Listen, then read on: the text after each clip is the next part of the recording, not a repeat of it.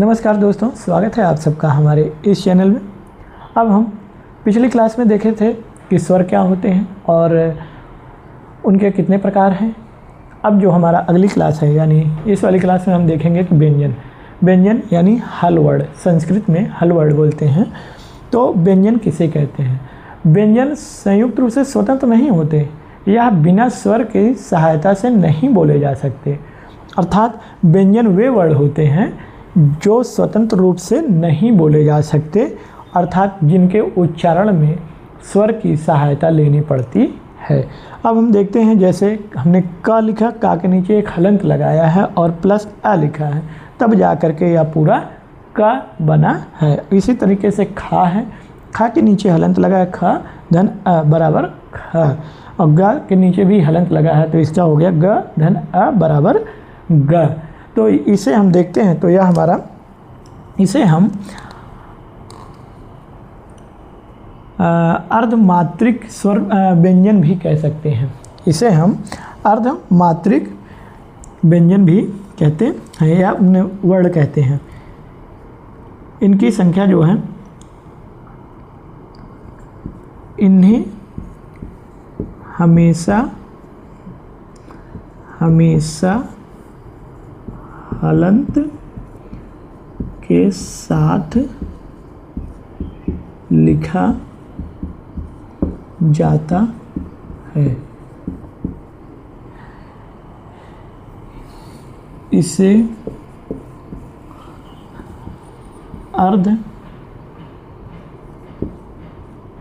अर्धमात्रिक व्यंजन कहते हैं। जैसे क च ट त र प, यह जो है क च ट त प, यह जो है अर्धमात्रिक व्यंजन कहलाते हैं। जिस व्यंजन के या जिस वर्ड के नीचे हलंत लगा होता है उसे हम अर्धमात्रिक व्यंजन कहते हैं। अब हम देखते हैं व्यंजन की संख्या कितनी होती है। संस्कृत में कुल व्यंजनों की संख्या जो है, आइए हम देखते हैं। अब हम देखते हैं सभी व्यंजन जो होते हैं हमारे, सभी व्यंजन हल प्रत्याहार के अंतर्गत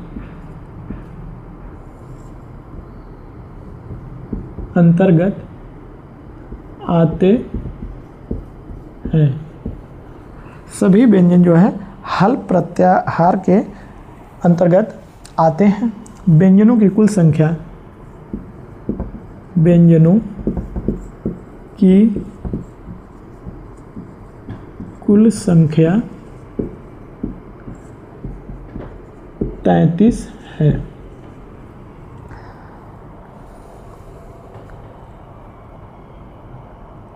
जो है माहेश्वरी सूत्र है वर्ड के अंतर्गत 10 सूत्रों में कहे गए हैं।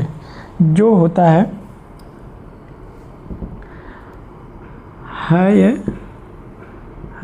य व र ट, यह जो है माहेश्वरी है वर्ड से लेकर के 10 सूत्र में कहे गए हैं। अब हम देखते हैं कि व्यंजन के प्रकार, व्यंजन कितने प्रकार के होते हैं। यहाँ देखते हैं हम व्यंजन के प्रकार। व्यंजन के प्रकार जो होता है, व्यंजन मुख्यतः 3 प्रकार के होते हैं। व्यंजन जो होते हैं मुख्यतः 3 प्रकार के होते हैं। पहला है स्पर्श व्यंजन, दूसरा है अंतस्थ व्यंजन, तीसरा है ऊष्म व्यंजन। व्यंजन के प्रकार, अब यहाँ हम देखते हैं व्यंजन 3 प्रकार के होते हैं। पहला हमारा है यहाँ पे स्पर्श व्यंजन। दूसरा है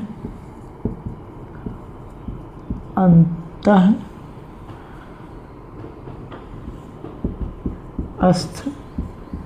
व्यंजन। अंतःस्थ व्यंजन। तीसरा है हमारा ऊष्म व्यंजन। व्यंजन 3 प्रकार के होते हैं, स्पर्श व्यंजन, अंतःस्थ व्यंजन और ऊष्म व्यंजन। तो अब हम अंतःस्थ व्यंजन। दोस्तों अब हम देख रहे हैं कि यहाँ पे जिन वर्णों के उच्चारण में व्यंजन हमने इसके पहले देखा तो व्यंजन 3 प्रकार के होते हैं, अंतःस्थ व्यंजन, ऊष्म व्यंजन और स्पर्श व्यंजन। तो यहाँ पे हम स्पर्श व्यंजन के बारे में देखते हैं। स्पर्श व्यंजन जिन वर्णों के उच्चारण में मुख के विभिन्न अवयवों जैसे कंठ हो गया, तालु हो गई, जिह्वा हो गया, इस और मूर्धा इसके माध्यम से जब बोला जाता है, इनका सहयोग लेकर के बोला जाता है, तो उसे हम स्पर्श व्यंजन कहते हैं। स्पर्श व्यंजनों की संख्या 25 होती है और यहाँ पे का वर्ग हो गया, चा वर्ग हो गया, टा वर्ग हो गया, ता वर्ग और पा वर्ग। यहाँ पे देखेंगे का वर्ग के जो व्यंजन है हमारे क, ख, ग, घ, अंग। चा वर्ग के च, छ, ज, झ, इया, ट, ठ, ड, ढ, आड़ा, त, थ, द, ध, न, प, फ, ब, भ, म। इन सबके नीचे हलंत लगाया गया है, अर्थात यह अर्धमात्रिक वर्ण है और यह स्पर्श व्यंजन के अंतर्गत आते हैं। स्पर्श व्यंजन के अंतर्गत इनके जो है 5 वर्ग हैं, का वर्ग, चा वर्ग, टा वर्ग, ता वर्ग, पा वर्ग। ये 5 वर्ग हैं। इन 5 वर्गों में कुल मिलाकर के 25 वर्ण हैं। इसमें इसकी संख्या व्यंजन की स्पर्श व्यंजनों की संख्या 25 है। 5 वर्ग हैं और 25 व्यंजन हैं। अब हमारा जो अगला व्यंजन है वह है अंतःस्थ व्यंजन। अंतःस्थ व्यंजन किसे कहते हैं, आइए देखते हैं। दोस्तों अब हम देखते हैं अंतःस्थ व्यंजन। यह अंतःस्थ व्यंजन यड़ प्रत्याहार के अंतर्गत आता है। इसके अंतर्गत आने वाले यहाँ हम देखते हैं अंतःस्थ व्यंजन के अंतर्गत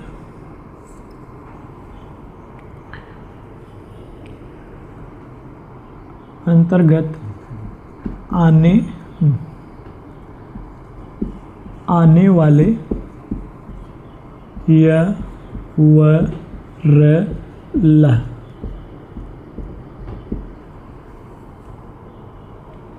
ये 4 वर्ण अंतःस्थ व्यंजन कहलाते हैं। दोस्तों अंतःस्थ व्यंजन यड़ प्रत्याहार के अंतर्गत आते हैं। अंतःस्थ व्यंजन के अंतर्गत आने वाले 4 वर्ण य, व, र, ल जिसके नीचे हलंत लगा है, इन्हें हम अंतःस्थ व्यंजन कहते हैं। इन्हें हम अर्ध स्वर भी कहा जाता है। इन्हीं वर्णों को अर्ध स्वर भी कहा जाता है। अब हमारा है ऊष्म व्यंजन। ऊष्म व्यंजन के बारे में हम देखते हैं यहाँ पे। ऊष्म व्यंजन हमारा यह सल प्रत्याहार के अंतर्गत आता है। सल प्रत्याहार, सल प्रत्याहार। ऊष्म व्यंजन सल प्रत्याहार के अंतर्गत आने वाले स, यहाँ पे बड़ा सा लिखते हैं पहले, स, ख और स, हा। यह जो हमारे 4 वर्ण आते हैं ऊष्म व्यंजन के अंतर्गत यही हमारे ऊष्म व्यंजन कहलाते हैं। स, ख, स, ह। अब हम देखते हैं अगला जो हमारा टॉपिक है अनुस्वार या आयोगवाह किसे कहते हैं। दोस्तों अब हम देखते हैं अनुस्वार और विसर्ग। अनुस्वार और विसर्ग अच प्रत्याहार के अंतर्गत आते हैं। अनुस्वार जो होता है अंक और आह, ये अच के बाद आने पर क्रमशः अनुस्वार और विसर्ग कहलाते हैं। तो यह अनुस्वार हम देखते हैं, जैसे यहाँ पे देखेंगे बालकम, रामम, श्यामम। अब यहाँ पे हम देख रहे हैं कि जो हमारा अंक की मात्रा है, बालक के ऊपर अंक की मात्रा लिखा गया है, बालकम हो गया।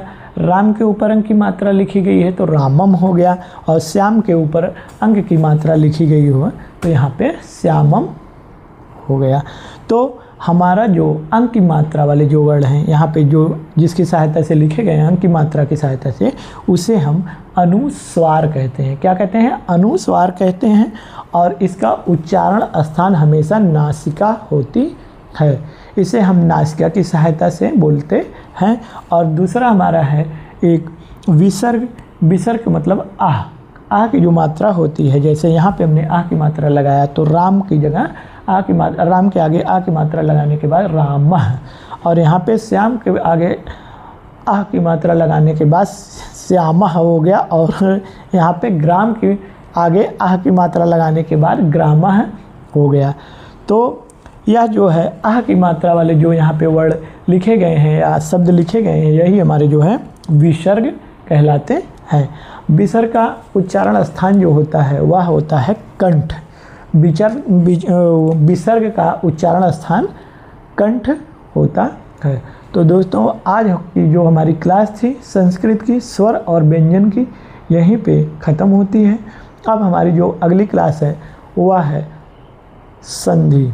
संधि किसे कहते हैं, संधि कितने प्रकार की होती है, उसके बारे में हम अध्ययन करेंगे।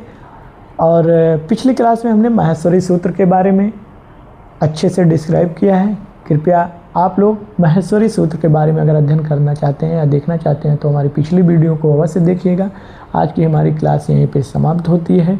अगर आपको हमारा यह चैनल और हमारे पढ़ाए गए जो यहाँ पे मेथड है अगर अच्छे लगे तो आप लोग हमारे चैनल को लाइक कीजिएगा और शेयर कीजिएगा।